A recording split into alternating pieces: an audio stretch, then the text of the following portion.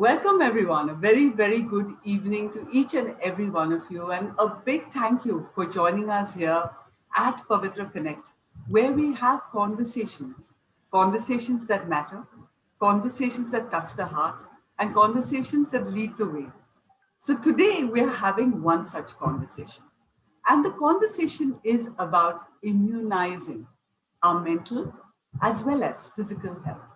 And I'm looking forward to this conversation, especially because joining me today are two absolutely provocative thought leaders. When I say provocative, they are both of them induce thought, both of them actually create an opportunity for each of us to transform in our lives. So, first up, let me introduce to you Avtarji. Well, Avtar Lila ji has been at the helm of spiritual development, at the helm of development of the mind.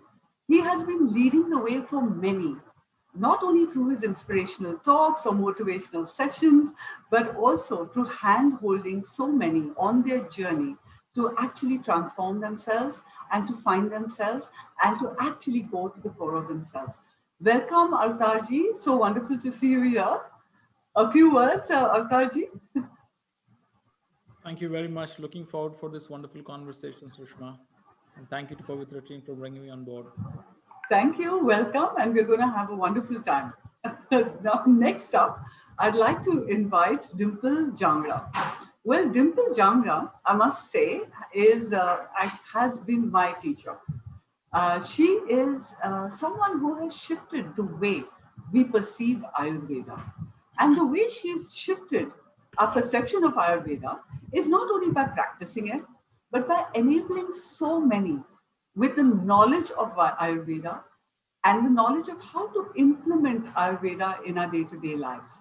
So welcome, Dimple. I am very excited to have both of you here. Welcome, Dimple, and a few words from you, please. Thank you so much, Sushma, for having me on this platform. I have been a big fan of Pavitra Connect for the amount of joy, positivity that it has been spreading since last year, tirelessly, without expecting anything in return. That's the kind of seva for humanity that I really appreciate and admire. And I'm very humbled and honored to be part of Pavitra Connect. And Sushma, you've been a dear friend through the pandemic. So I appreciate these, unnatural friendships that I've developed without even meeting in person. So I'm really grateful for, meeting people like you. And I'm looking forward to hearing Avtarji. Lovely, wonderful. Thank you so much, Dimple. And, let's just jump right into it, okay? Today, and I want to set the context for today. Today is about actually, and I'm going to actually take the words that Avtarji said yesterday in our meeting. And he said, let us together find the courage to move on. So today, we're going to be actually dedicating this entire conversation to the courage within. So let's begin with you, Avtarji. I'd really want to know your perspective on what is happening today, the pandemic, actually the second wave, which has turned out to be more hard-hitting than the first. So in your perspective, what is happening to the mentality or to the mind space or to the mental aspect of people? And what do you think is the way forward for us? Thank you, Sushma, and thank you, Dimple. Looking forward for hearing from you as well.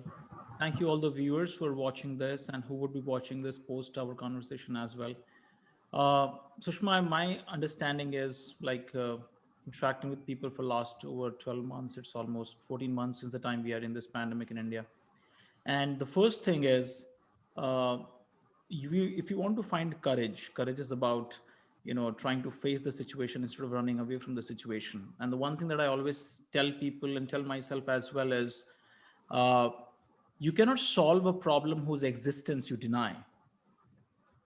Absolutely. You can't solve a problem whose existence you deny. So we need to actually understand and appreciate and accept the fact that the times that we are all living in currently during the pandemic time, it's something that we haven't experienced as humanity in the last 100 years.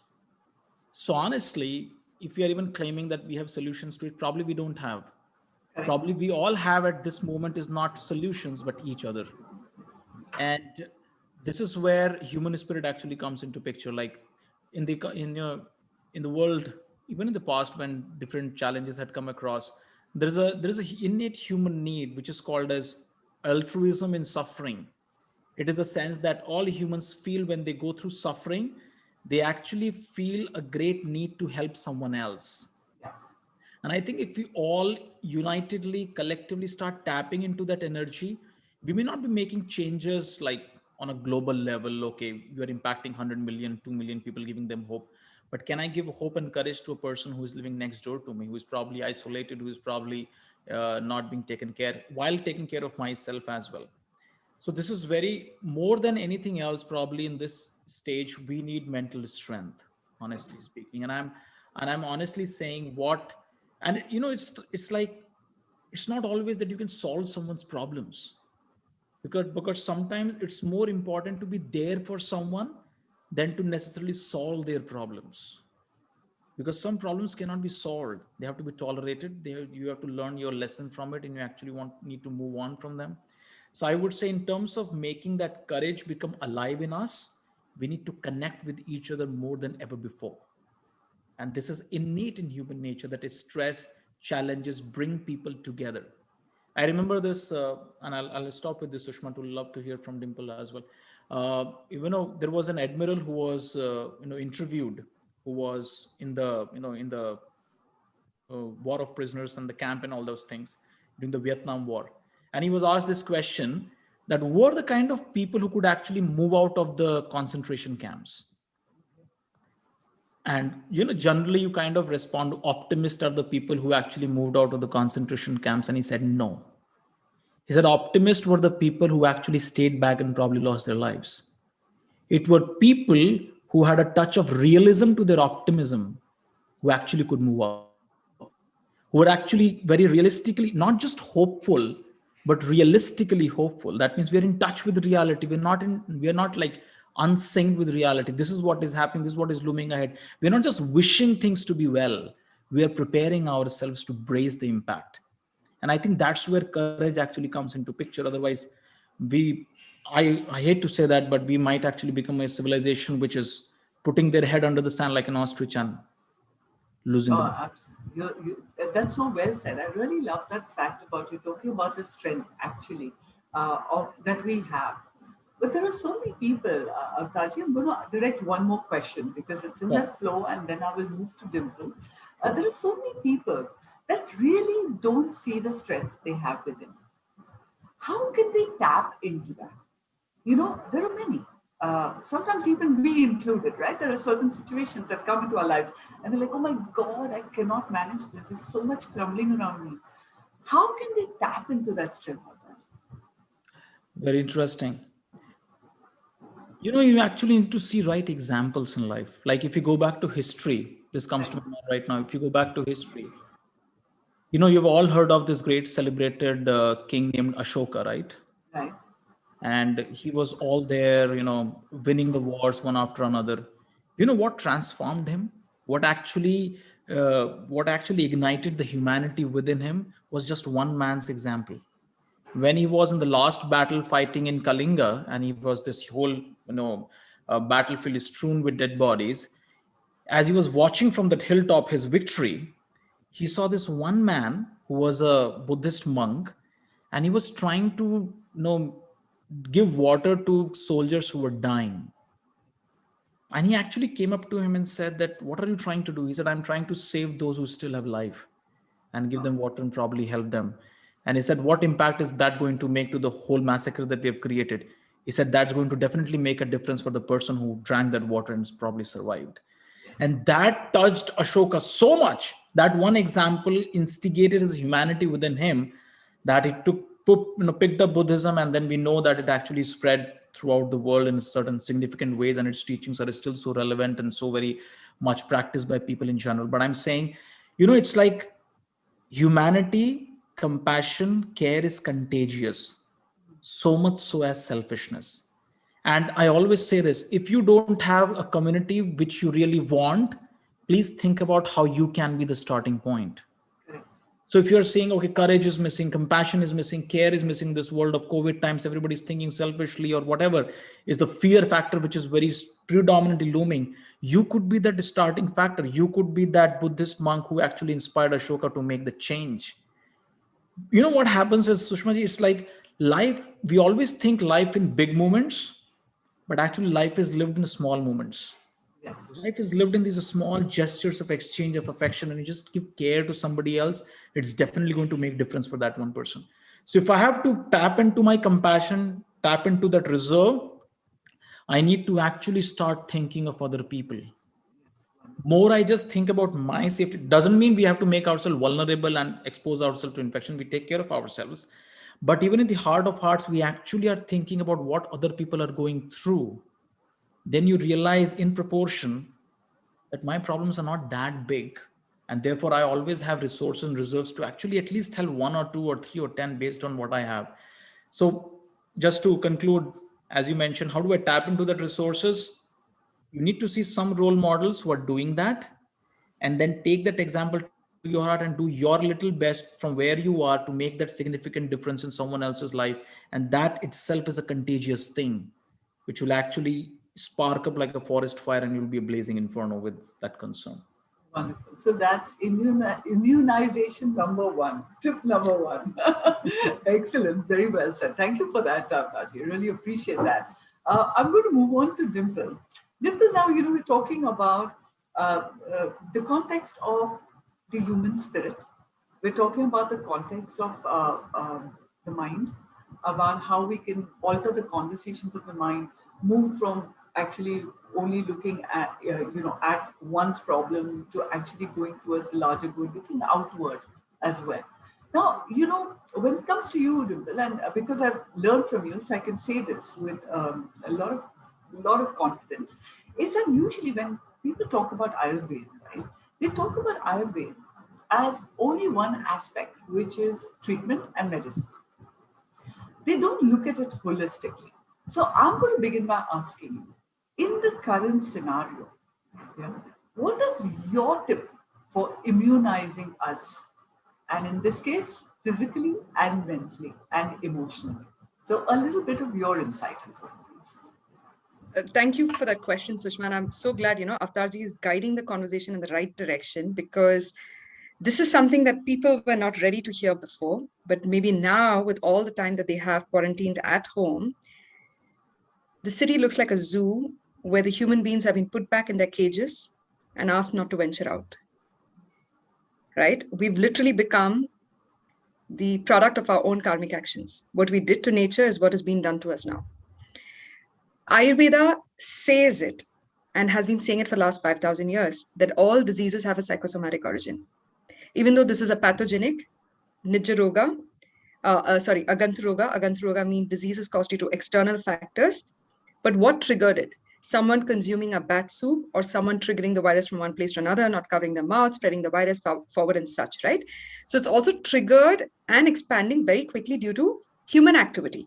Nature is not spreading the virus. Human activity spreads the virus.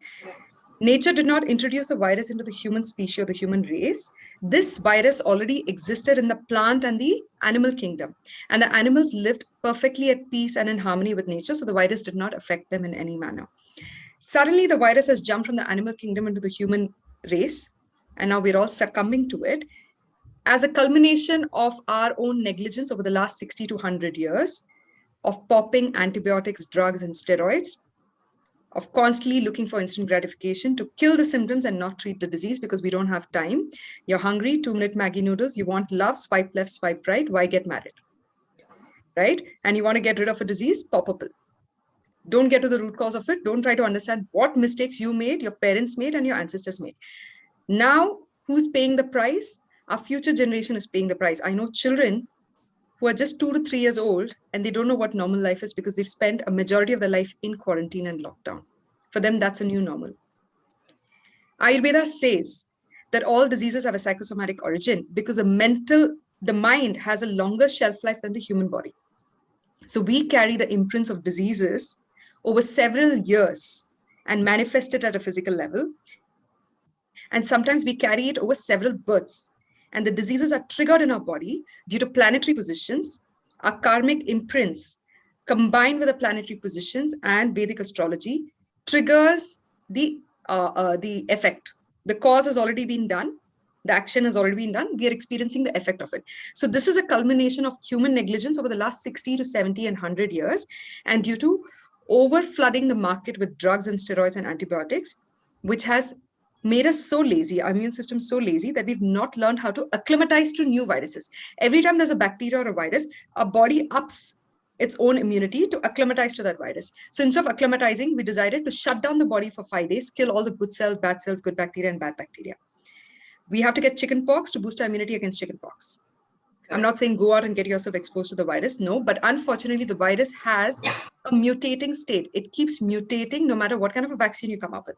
COVID strain 1 has a vaccine, COVID strain 2 is out. Very soon, COVID strain 3 is going to be out. Are you going to keep getting a vaccine every year to adapt to a virus that is constantly mutating?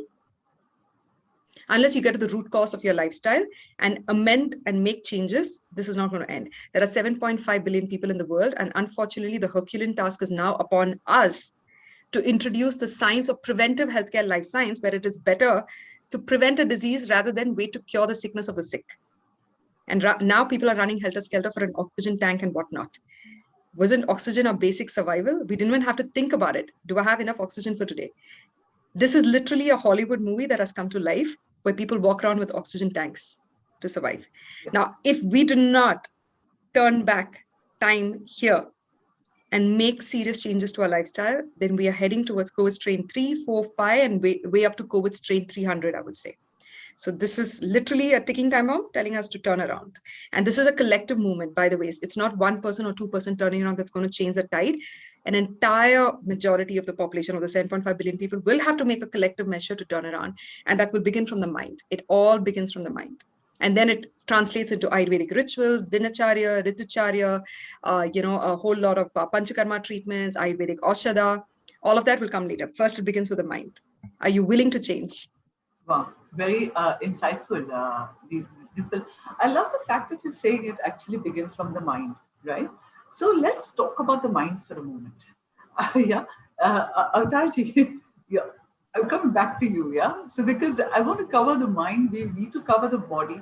Yet let's understand about this talk from the mind. I completely get what Dimple is saying because, just recently, as a part of my, the parivar that I'm part of, which is called Maitribol Parivar, which actually, there's a whole campaign that we're running, which is called I Learn, Humanity Learns. And that's a lot from what, Dimple, you have said. It's about what is it that I'm learning and where I'm the seat of the collective consciousness, right? So, Avtarji, coming to you, this mind conversation, I'm putting you on the spot, I know that, but knowing you and the knowledge and the experience you have, you're going to really circumvent this, right? What is this mind and what role is this mind playing right now in the COVID times? It's a very interesting question. And I'm sure it requires an elaborate answer, but I try to succinctly put it across. See, mind as, it's like a huge, I don't know if you've watched Hollywood movies like Matrix or things like that, but there is something you see on the surface, acting, doing things for you, but there is someone who is masterminding it behind. So mind is a subtle element in the sense, in the Vedic terminology, the shastras that they actually talk about.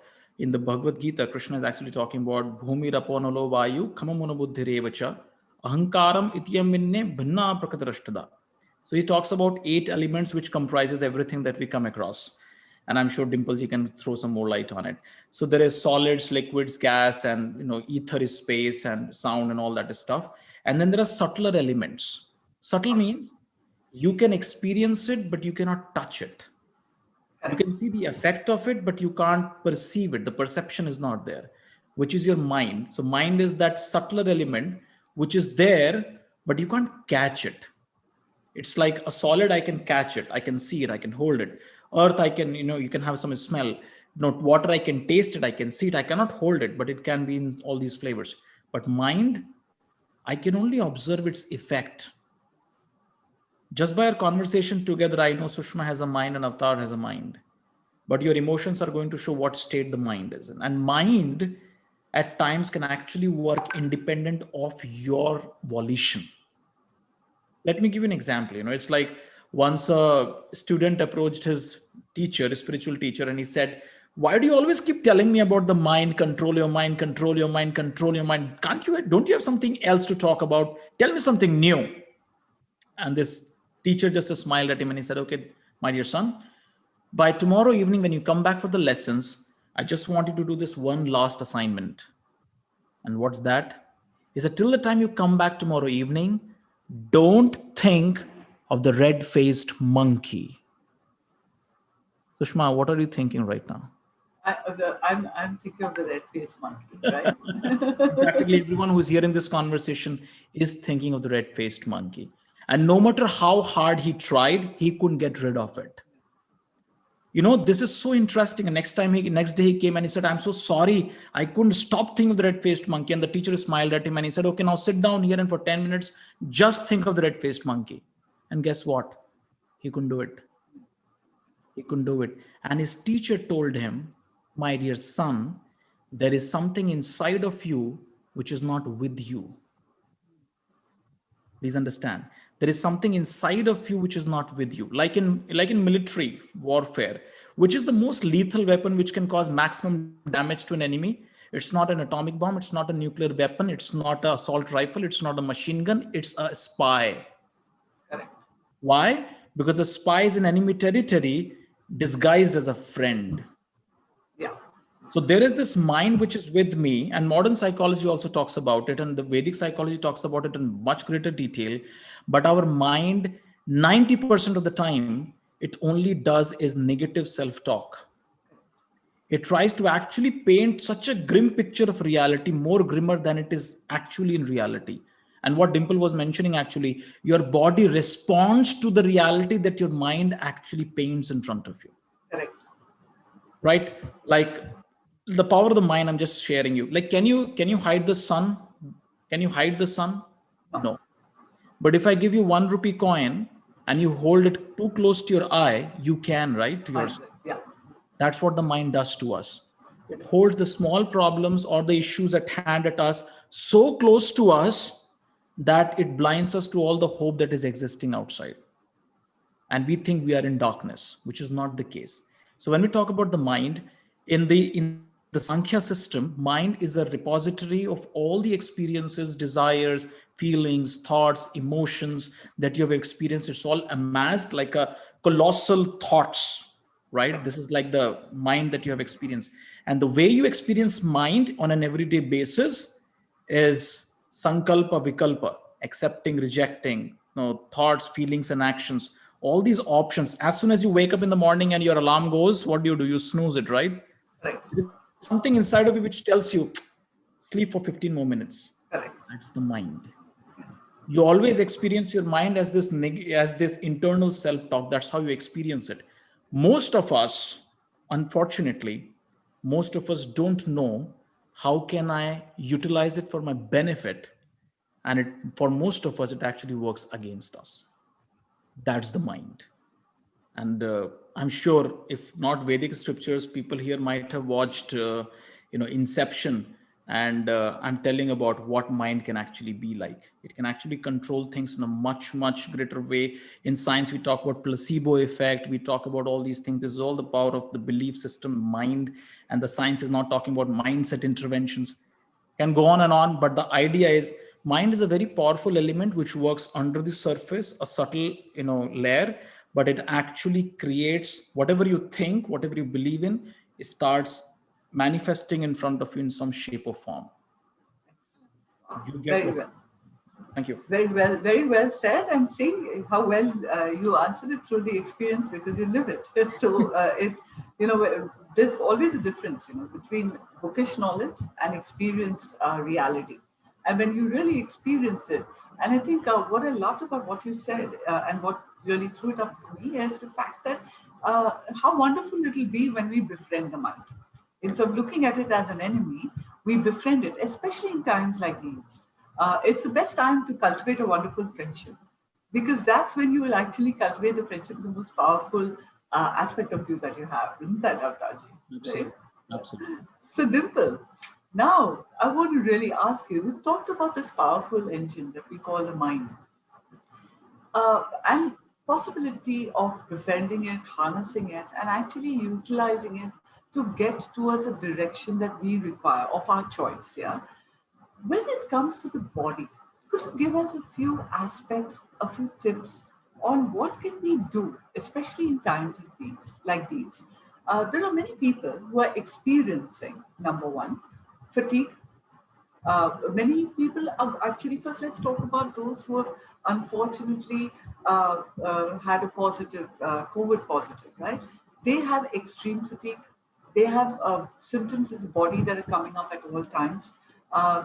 Lack of taste, lack of smell, your senses. When your senses actually divorce you, you don't know what to do. You feel completely out of bay, right?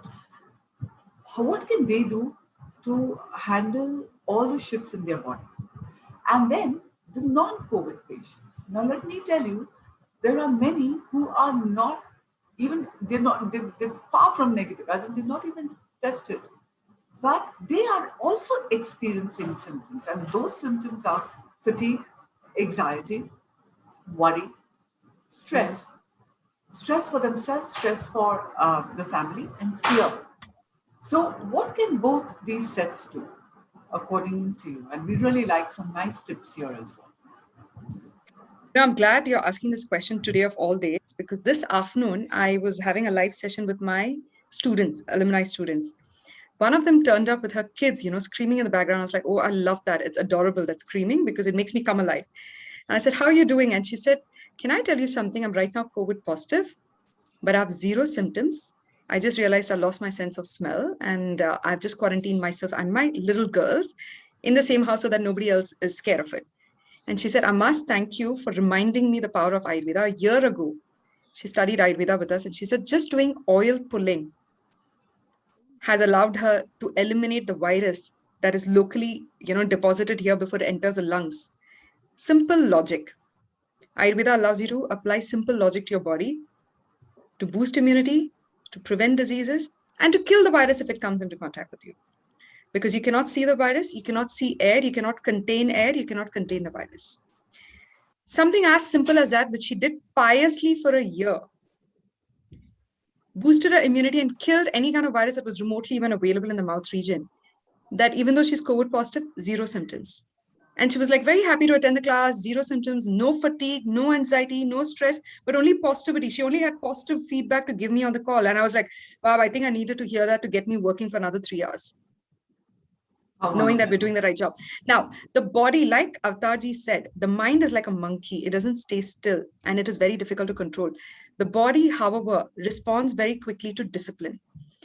What do we discipline our body to? We cannot join the military, army, air force, and navy. They have the best health because they have a sense of discipline. All of us cannot do that. What we can do is acclimatize to the position of the sun. If you can follow the position of the sun, like all animals, plants, and birds are doing piously, what excuse do human beings have to not follow the rules of nature? You are a sum of 5 elements: earth, water, fire, air, and space. If you disrespect these 5 elements, then you're nobody. If you have even one element less in your body, without air, you couldn't live. Without fire in your stomach, you'd be as good as a dead body.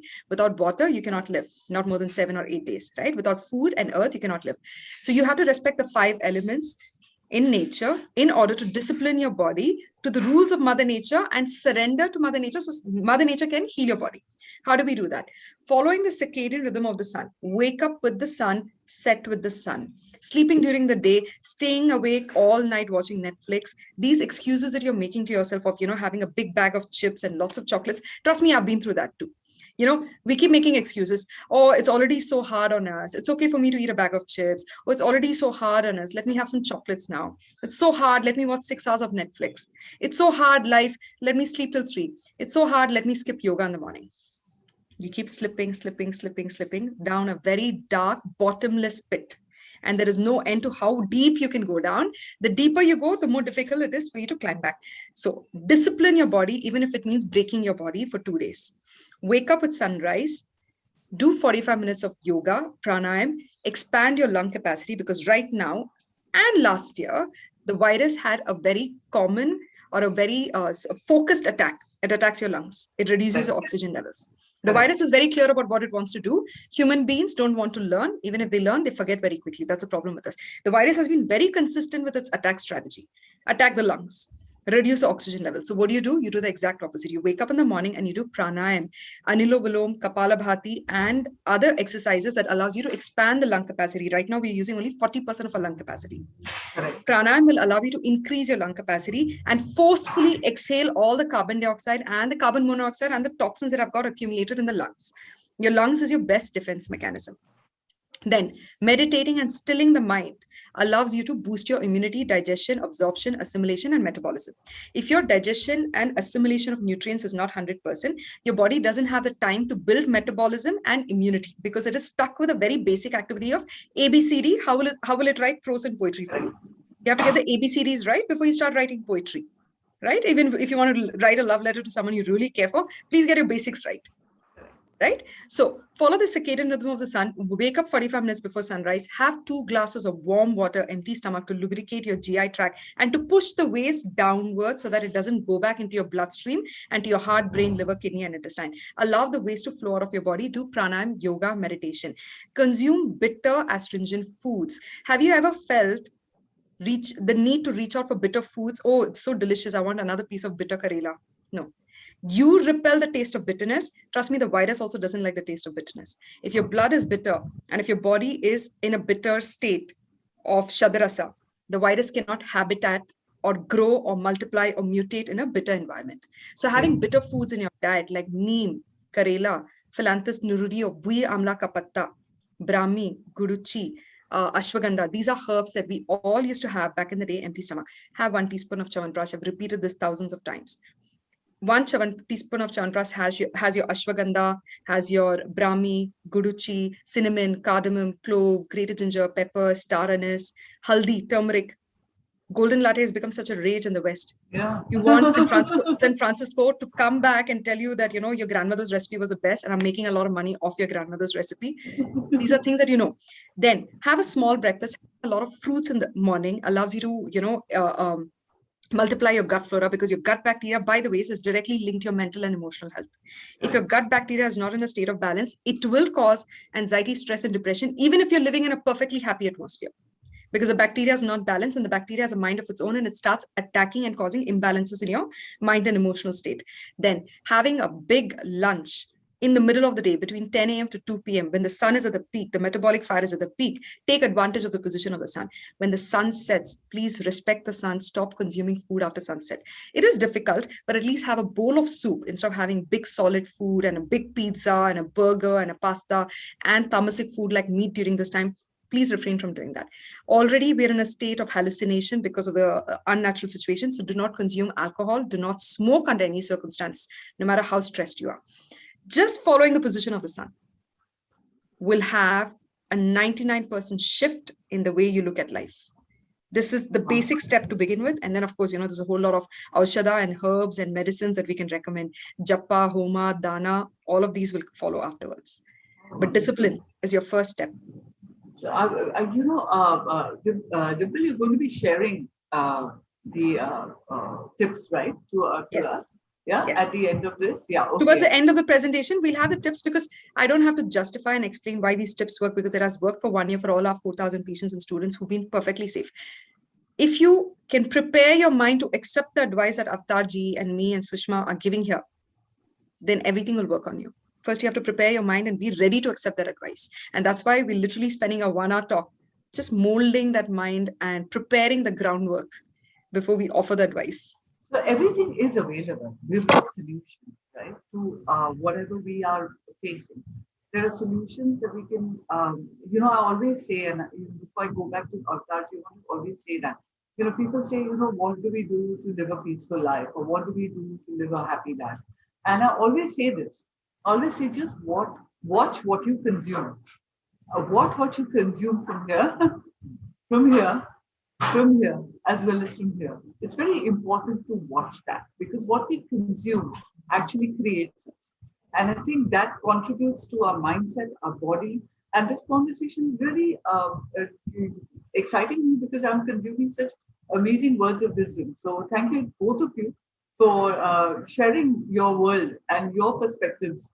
And I'm sure every viewer here, everyone who is watching, will benefit from this. And if you have any questions to those who are watching, please put it in the question box, and God willing, it will reach me. Yeah. So, and I will be sure to ask your questions on your behalf.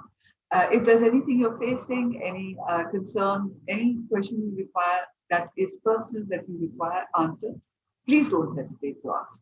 So, Avtarji, give us a couple of easy implementable tips. Yeah. So when I say tips, what I'm really requesting is if you could tell us how to actually uh, circumvent the fear that is existing. Because the minute I posted that we're doing this session, there were many youngsters who DM'd me this question. So on their behalf, I'm asking you, how can they get over the fear? Because the few people, at least three of them who have messaged me the same question in different forms, they have lost a dear one. And they've been unable to cope with that loss. And number two, there is fear for everyone else in the house. There's been no closure to say bye to their loved ones. And there is also an underlying fear. So how can they actually face it? Yeah. It's like, can you, yeah. So first of all, I just wanted to add to what Dimple was just mentioning. It was so Sure. profound.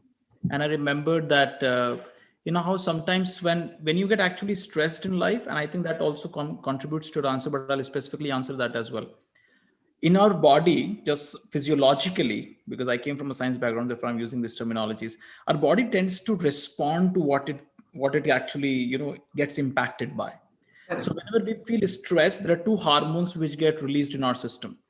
One is a cortisol. We all know this word cortisol, and there is a DHEA, right? I don't want to, confuse people with pronouncing it here, but DHEA. Now, cortisol tends to actually, get you in the mode of fighting. It's like a, gorilla kind of following you, and you have to like conserve your energy reserves to fight and just, kind of protect yourself. Now, what happens with this cortisol is that it shuts down all the other body operations, which are non essential at that moment, which would actually explain, which would actually account to like digestion, reproduction, growth. All these elements get switched off whenever cortisol is high in your system, right? And I totally agree with Dimple when she was saying that your gut flora actually determines how your mind and system actually operates. It works reverse way. So if your mind is stressed, even this gets shut down because there's a physiological system connected to it. And this is the reason why people actually suffer from many kind of diseases, because even in Ayurveda, when the ama gets accumulated in your systems, then you get all kind of diseases and everything. Now, this stress is not bad. Please understand this. We often keep demonizing stress. Oh, I want a stress-free life. I want a stress-free life. I want a stress-free life. Why so much stress? But believe me, happy life is not stress-free life. And a stress-free life doesn't guarantee happiness. I'll repeat this. A happy life is not stress-free life, and a stress-free life doesn't guarantee happiness. It is not stress which is actually debilitating us. It is our understanding of stress. The way we handle it is what is debilitating us. And that's where the function of the mind actually comes into picture. So when you see stress as harmful, a threat as harmful, you actually release more cortisol in your system. But when you see stress as helpful, something it is actually warning you about your body, about the system, about the environment, then more DHEA is evolved into your system. And believe me, most of the diseases which are attributed to stress is actually attributed to cortisol. When the cortisol is more, you get all kind of heart problems and neurological issues and things like that. But when the other hormone is more, it actually braces you for kind of a challenge situation. Like a village being attacked, a trained soldier gets more alert when it is attacked, but a naive civilian gets fearful. It is the same situation. And I love what Dimple actually said, that we need to prepare our bodies in sync with the sun. And this is so much making sense, because whatever is inside my body is what existing outside. 70% water outside, 70% inside water. If I sync myself with my sun, actually I conserve a lot of prana energy also, which helps me fight in the case of emergency, which is so true, so very true. Now, coming back to Sushma, your question, this was just in addition to what Dimple ji already profoundly explained. How do we make sense of suffering? How do we make sense of challenging times when we don't seem to be getting over anytime in near future, and we don't know what uncertainty, it's actually uncertainty which keeps killing us. It's the uncertainty which keeps, we are hoping, oh, will this be over? Will this be over? And many times, people who prepare good for their academics are not the one who wait for the exams to be over. They love exams because they're prepared. It is people who are not prepared. They are like, oh, kab khatam hoga, kab khatam hoga, kab khatam hoga. So when grief hits us, there are 3 mistakes that we do. And if we can avoid these mistakes, we'll be in a better position to deal with grief. Right? Grief is striking everyone. Fear is striking everyone. Stress is striking everyone. So for grief, the 3 mistakes that we generally do is personalization.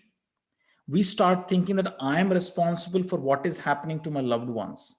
If only I would have done this, they would have been saved. If only I would have done that, this would have. Probably yes. But even when you question yourself, if that is the scenario, don't question your integrity, question your actions. Whenever we question our integrity, we actually lose our own sense of self-worth in our own eyes. And when you see that this person is not good enough, what is it that can convince about his own goodness to himself? Nothing. Right? So first is personalization. We start thinking this problem, I lost this person or lost that person. Probably it is because of me. First, even if it is true, question your action, not your intentions, not your integrity. The second thing is we start thinking that it is pervasive. That means the effect, the impact of this loss that I'm experiencing is going to percolate to every aspect of my life.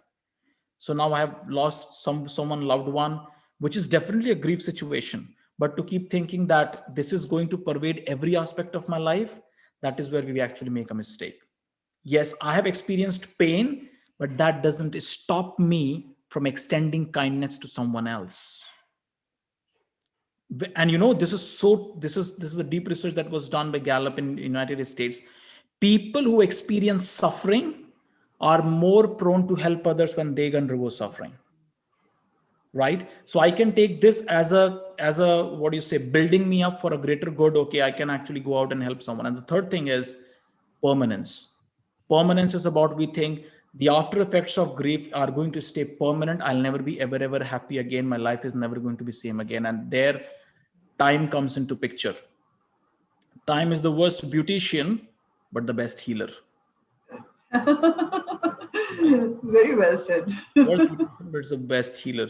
So I think we have to make sense of, we have to brace ourselves with what is happening at the same time. And this is so very important, what happens is when we are not very strong internally, we tend to judge people, right? We tend to judge people. Like somebody came to me and said, he was asking me, coming from a spiritual background, this is generally we kind of take shelter of, so-and-so person is suffering. It must be his karma. And I said, use karma for prognosis, not for diagnosis. When you use karma philosophy for diagnosis, it makes you hard-hearted. But when you use karma for prognosis, you become more practical and intelligent.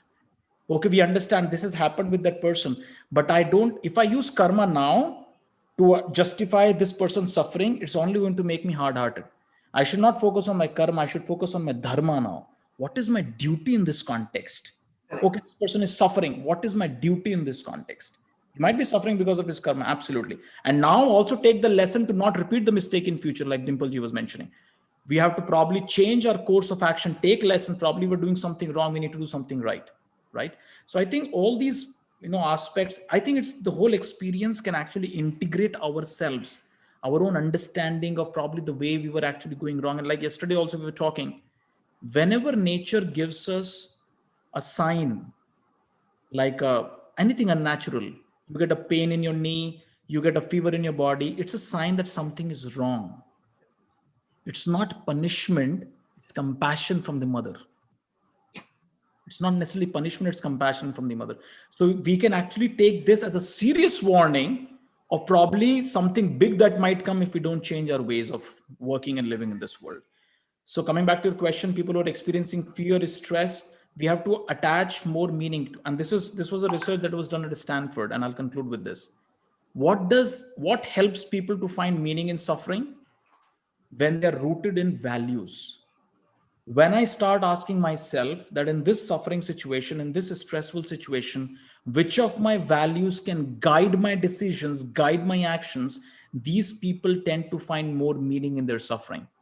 But when we don't have values to back ourselves up, all we have is reasons to complain. And that further debilitates us instead of building us up. Thank you. Food for thought, Avtarji. Food for thought. I think this entire conversation of fear also is not only perceived fear anymore. It has become a real fear. And it's just our conversation with ourselves, our connection with ourselves that will enable us to circumvent it and actually move from that fear to the courage that we were talking about yesterday.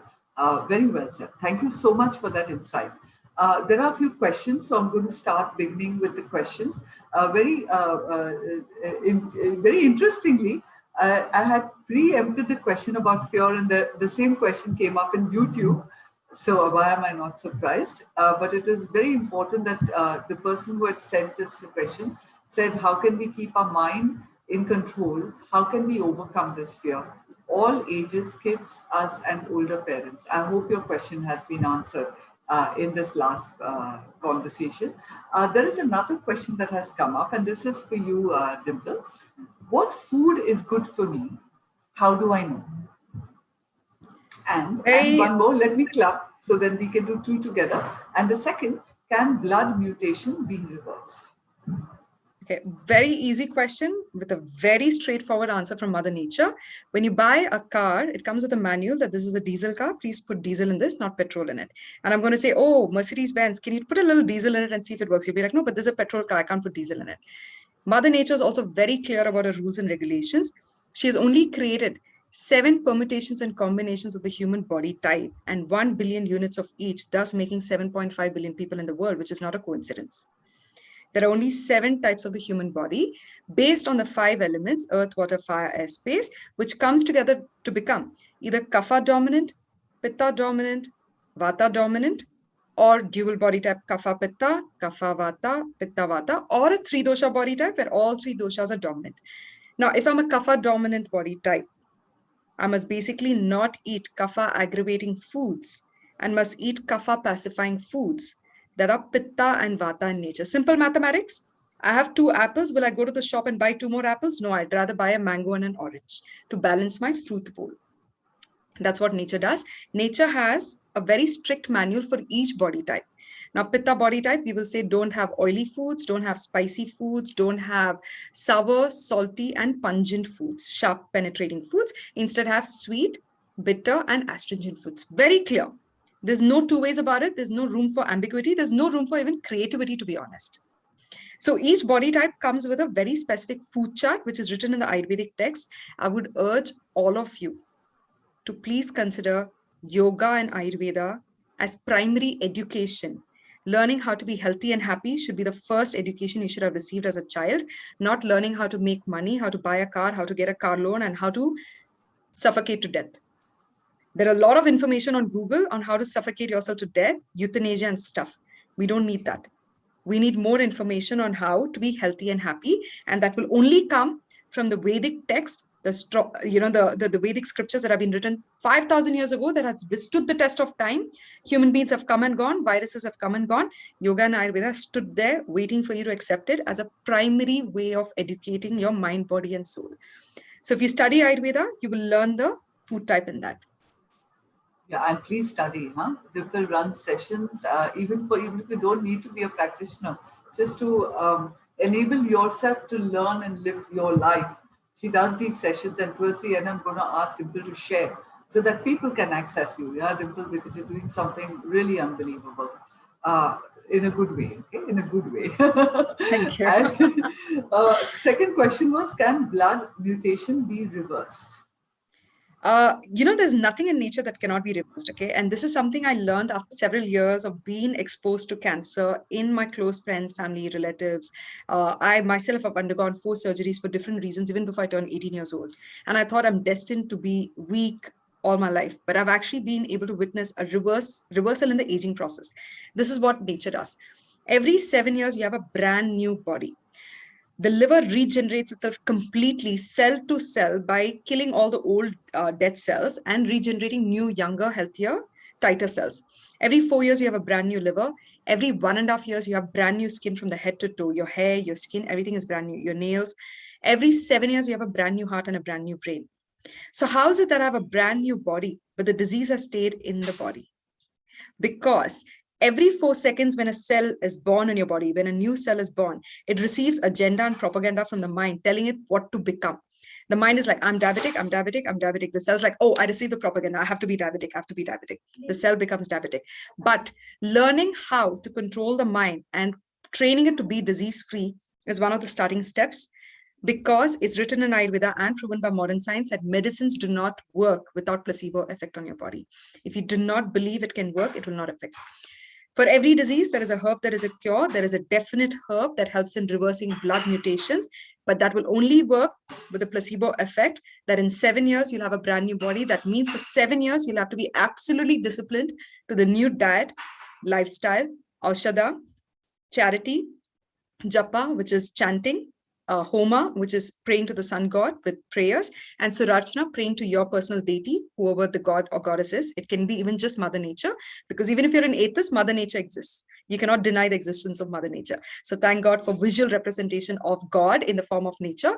So these are the 5 ways you can actually reverse diseases which come with karmic imprints. So Aushadha, Japa, Dana, Homa, Surarchana. So definitely possible if you believe in it. And I've seen miracles happen. I must tell you, like my own childhood friend who was diagnosed with adenocarcinoma of the lungs, cancer of the lungs, was able to reverse cancer with just food. And I've seen such miracles happen. So I definitely believe it's possible. So let's talk about that believe it's possible. I just want to indulge this conversation for a bit more before I go to the next question. Avtarji, Dimple said, believe it's possible. Yeah, where the body is working with the belief, and belief comes from the mind. So, would you like to add to this as well? Yeah. First of all, I'm joining the course, Ayurveda course next time. Have to. It will be such an honor to have you in class. We'll be very happy to, have you go through the course. So true what Dimple was mentioning about the placebo effect, and this was one research that was done at Stanford, and I'll tell you. There was a psychologist who picked up housekeeping staff from 7 hotels in the United States. And these all, men and women, they actually complained that they didn't have time to exercise. However, 1 hour of housekeeping is equivalent to burning 300 calories, right? So their whole day of 8 hours of work shift was more than sufficient to actually keep them healthy. But their mind kept telling them that they didn't have time to actually work out, and therefore they had all these symptoms of a sedentary lifestyle. So this intervention, this mindset intervention was done where they were taught about, okay, every time you pick up a towel, mop the floor and clean, this many calories are being burned. So housekeeping staff in 4 hotels were given this information. And in 3 hotels, they were not given this information. And in a matter of 4 weeks, these 4 hotel housekeeping staff were healthier, felt more confident, lost weight, lost fat, and they were back in shape. They didn't do anything extra. Oh, wow. They didn't do anything extra. That was the power of just this mind actually creating that kind of impact. And we have, honestly, I'm not like pointing fault, but somehow we have underestimated the power of our own beliefs, our own thoughts, our own thinking process.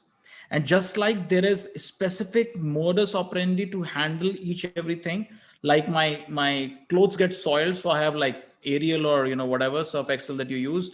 If you have a virus in your computer, you don't use Surf Excel. You have you have an antivirus to actually take care of that. Now, what is it that can actually take care of my mental inabilities? What? There has to be something so subtle that acts on the mind, right? Now, if you go to the Vedic system, and that's where I'm coming to the mind and belief system. The words that I just quoted from the Gita from the 7th chapter of Bhumir Apo Analo Vayu Kamamano Buddhirevacha. This mind is sandwiched between space and intelligence. Okay, intelligence is even more subtler than the mind, and space is just a little more higher than the intelligence, than the mind.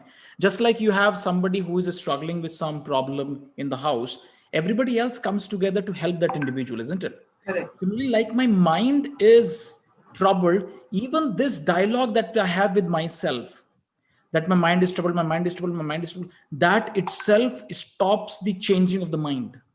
It's actually work against you, because you are listening right now everything through the mind. And how are you going to actually process it? So you need some external help. And that's where what Dimple also mentioned several times about meditation, sound, japa. What does this all do? When you actually chant mantras, when you practice silence, what you actually do is you are doing two things with your space factor in you.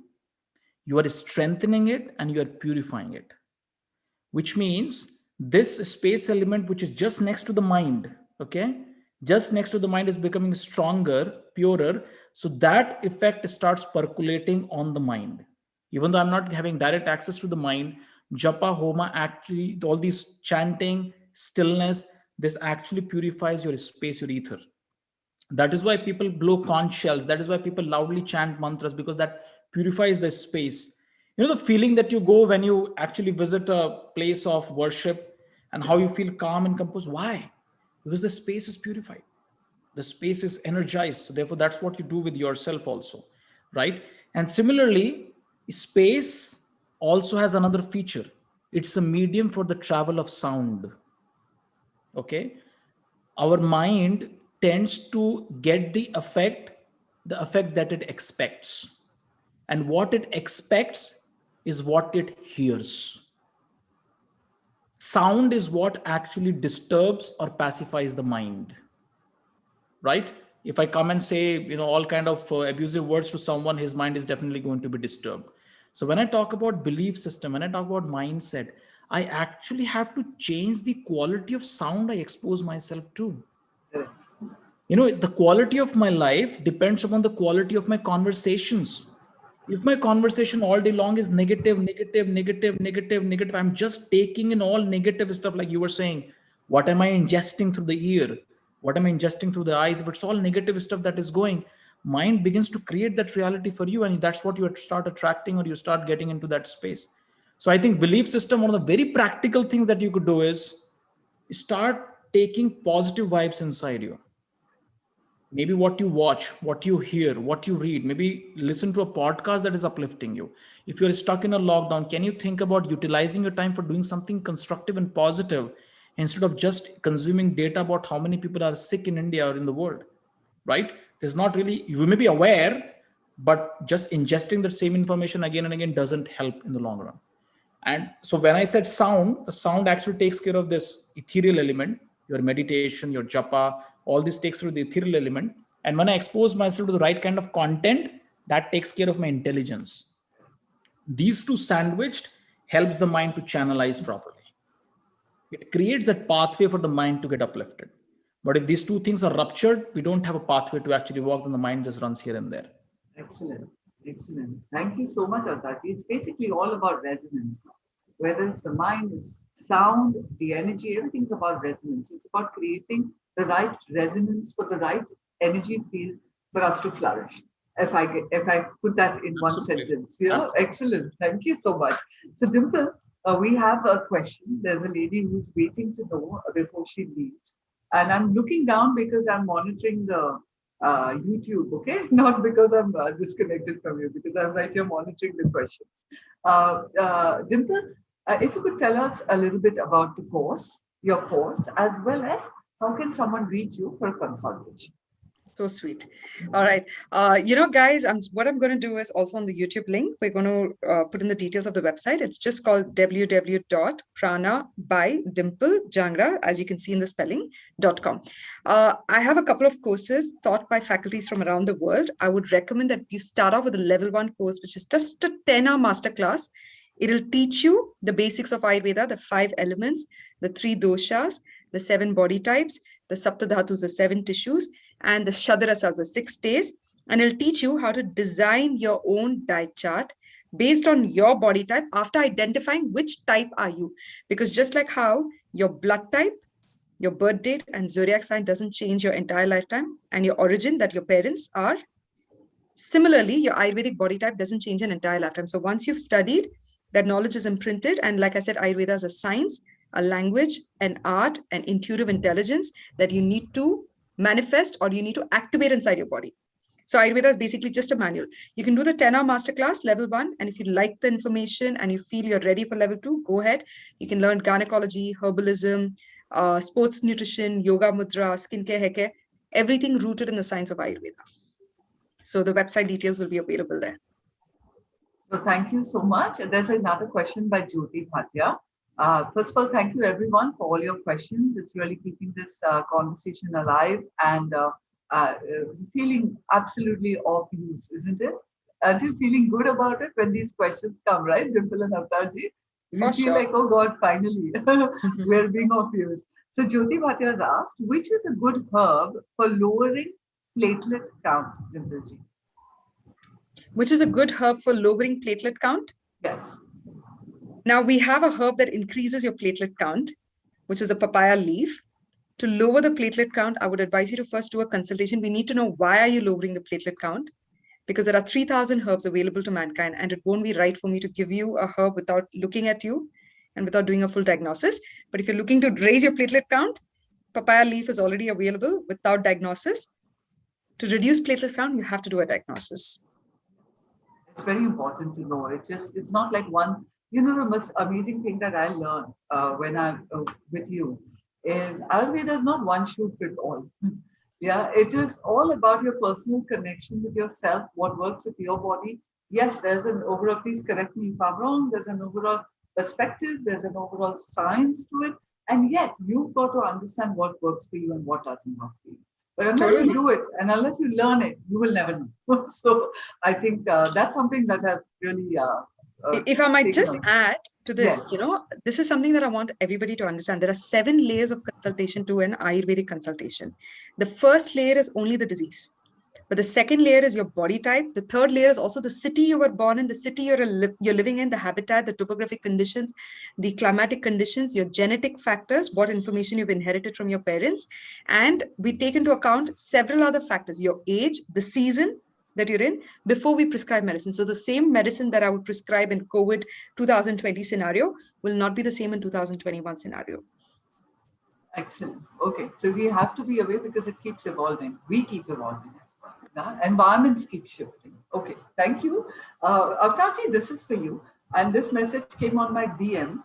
So I'm literally toggling between devices. I've become so good, right? In my DM. And this is, right now, there are a lot of children who are susceptible. So what can we do for children for their mental upkeep to get them, in a good space, because they're completely devoid of any social interaction, and they've gone into a bubble. So what can one do for children? And another question that had come a little while earlier is how do we also work with the elders in the house? Because they too are feeling isolated. So a few tips from you, Avtarji. Put down your smartphones and spend time with younger ones and elder ones in your family. But very important as far as children are concerned. Children are very observant. They absorb emotions from elders. So if you are steeped into negativity, it actually is going to also reflect on children. So if you want them to be safe, first of all, create that safe habitat for them, right? I can't pull out somebody from a quicksand if I am personally not standing on a stable ground. I need to be standing on a stable ground, then I can pull somebody else from the quicksand. And this is so very important. For ages people have lived together, right?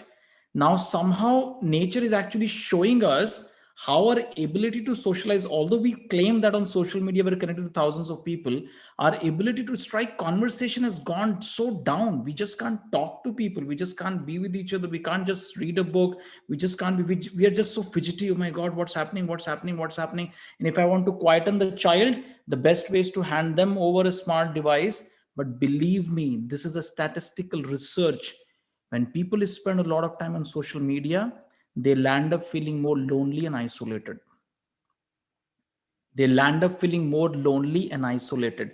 And loneliness itself reduces your immunity to the extent it creates health impact on your body equivalent to smoking 15 cigarettes a day. So if your tiny child is experiencing loneliness at home, you are probably creating the health impact on him, which is equivalent to smoking 15 cigarettes a day. Can you beat that? So how do I be with my child? So then you have to create that space. It is not child's problem, it is your problem. Don't push it on the child. We have to create that space. They may not be able to understand, they may want to rush outside. So we have to create that space where in the home you are spending time with them.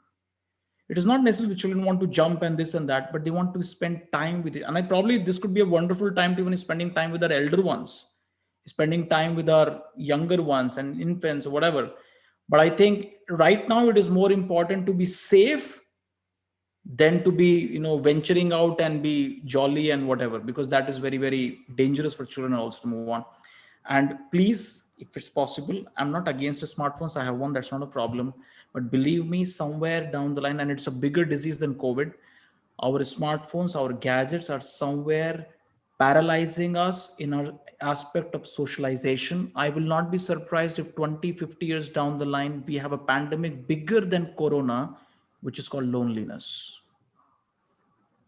Oh, how well, my God, that is. I think that's the solution. Difficult, but I think that's what we have to do. Very well said. But that's what we're heading towards. If we don't watch out, and we don't. Yeah, it is the truth, unfortunate truth. But it's good to be the lighthouse. To say, here are the rocks. Let's just take care of it so that we don't hit the rocks in another 15 years. Very well said, Antaji. One question, and then we'll close. And that question is, Dimple, for you, how do we lower cholesterol levels? Just this morning, I started doing research on ragi millet, the finger millet called ragi. Correct. Such a powerful food. It reduces your cholesterol level. It's anti-diabetic. It reduces sugar levels. It helps in killing fat in the body. It helps in reducing obesity and fat gain. It also helps in lowering the fat in the liver, thus allowing your body to detoxify itself. It gives you stronger bones. It's the highest source of calcium. It helps you prevent osteoporosis, fracture, musculoskeletal disorders like arthritis, osteoporosis, rheumatism, spondylosis. And it's the first superfood that we feed our children. A newborn child, after mother's milk, the next food that the child is given is ragi. Ragi can lower your cholesterol level dramatically. You can make ragi dosa, ragi kale idli. You can make mudde. Mudde is basically a ragi porridge. You can even make ambli, which is like a drink. You can even make ragi with buttermilk. You can add fenugreek to it, methi, soaked overnight. Next morning, you can even boil it, bring it down to half glass and drink it every day. In 15 days, your cholesterol will be gone. Ragi and methi is your best friend and you're sorted. So make food your medicine. Don't run to medicine as food. We ourselves do not prescribe medicines unless the situation has become acute or chronic. You're on mute, Sushma. I said ragi is my go-to now. It's very lovely how these foods have got such an essence of goodness and wellness, and each of them are linked to different parts of wellness. That's what I'm loving about Ayurveda. That's what I love about it. And every time I talk to you, I get to learn something new. So now I'm going to be the new ragi person. So before we close, Avtarji, a few words in closing. And there has been a question also. That'll be a wonderful quote. Closing for you as well is, how do we motivate ourselves every day? Especially in this time, in this climate, in this scenario, that's a very good question. So may I invite you to do your closing with answering this question, please? Mute. Yeah, sure. Motivation is something, people hope that there is a pill available which I can eat and I can be motivated in this thing. Motivation actually functions on three things. there are three things which generally motivate people. One is autonomy, freedom, because many people are stuck in a lockdown situation, stuck in a house. That motivation seems to be depleting because we don't have autonomy. We don't have freedom to move, to do whatever we wanted to do. The second thing is expertise, right? Expertise. When we try to learn violin or turn guitar and this and that, we are actually get motivated because we are getting something, we can become expert at something, right? So in this pandemic situation, where you're in a lockdown situation, probably you can utilize your time for developing some, honing some skill that you always wanted to. But third very powerful element which actually motivates people is purpose. Because when people are driven by purpose, they don't see problem, they see potential. And for people who are driven by purpose, their failures introduce them to themselves far much better than their success. So when I'm driven by a sense of purpose, when I'm driven by a sense of value system, I start asking myself question, what can I do differently henceforward, or what can I do differently in this current situation to add to the solution instead of the problem? The problem is we don't feel motivated because we don't have a destination to reach. And because we don't have a destination to reach, because the journey is not exciting. And the journey is not exciting because there is no purpose or why I should be even moving at all. So this could be a good time to even introspect deeply about what's really my purpose. Why do I even exist? And why should even anyone care about my existence? So I think motivation, not just pandemic time. I mean, I come across situations where there is no pandemic, but midlife crisis is always in the hangover, and people are not finding motivation why they should be doing this and doing. And believe me, more you become stable in your basic needs, more this question will eat you up. When the struggle is not on the external, the struggle shifts to internal, because the purpose of a struggle is not to deplete you, but to shine you. So once you're shined up externally, the struggle is supposed to shine you up internally. But when we don't translate it properly, every what do you say, brush on a diamond might appear like a killing stroke, but every stroke on a diamond is actually meant to shine it up, right? So this is very important. When we talk about motivation, again, the same thing, sound. What are you exposing yourself to? You cannot be what you cannot see. What are you exposing yourself to? Am I utilizing this time in something worthwhile, or am I whiling away this time? And at the end of the day, believe me, at the end of the day, if I can't respect for how I spend my day, nobody can motivate me. No one can motivate me. So I need to actually find some deep purpose in what I live and what I do. It could be small or big, that's a different thing. Very well said. Thank you so much for that, Avtarji. Dimple, your closing remarks. Yeah, mute. I started the trend. I'm so blown away by what Avtarji said. If you have purpose in life, you have potential and not problems. I love the 3 Ps. So beautifully said. And this reminded me of my own journey. To be honest, this pandemic can drive anyone crazy. It's capable, this isolation, this loneliness that most people are feeling, even despite living with a family or living alone. I found a strange sense of peace, even in the pandemic, simply because of the sense of purpose that I did not have many years ago. Find something that you can commit an entire lifetime to, like a warrior. Visualize yourself as a warrior prince or a warrior princess or a goddess who's out here in this quantum of space and time for a specific reason. Tell yourself, the universe created me for a very specific reason so that I could be here and end this evil forever. Visualize yourself as this goddess on a lioness, riding through the streets, putting an end to the evil, even if it's evil thoughts, an evil virus, or an evil deed.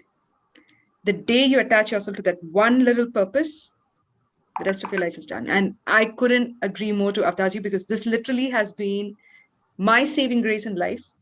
This is literally my 4th life in this lifetime, where I'm reinventing, rediscovering myself, and I couldn't have been more peaceful, more happy, knowing that I have a purpose of spreading the knowledge of Ayurveda. And this is where I say Ayurveda chose me rather than I chose Ayurveda.